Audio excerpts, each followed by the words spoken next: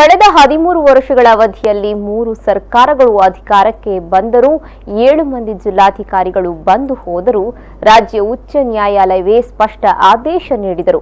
ತುಂಬೆ ವೆಂಟೆಡ್ dam ಮುಳುಗಡೆ ಜಮೀನಿನ ರೈತರ ಸಮಸ್ಯೆ ಮಾತ್ರ ಪರಿಹಾರ ಕಂಡಿಲ್ಲ. ಜಿಲ್ಲಾಡಳಿತ ಹಾಗೂ ಮಂಗಳೂರು ಮಹಾನಗರ ಪಾಲಿಕೆಯ ಅಧಿಕಾರಿಗಳ ಇಚ್ಛಾಶಕ್ತಿಯ ಕೊರತೆಯಿಂದಾಗಿ ಪರಿಹಾರ ಮೊತ್ತ ರೈತರ ಕೈ ಸೇರಿಲ್ಲ.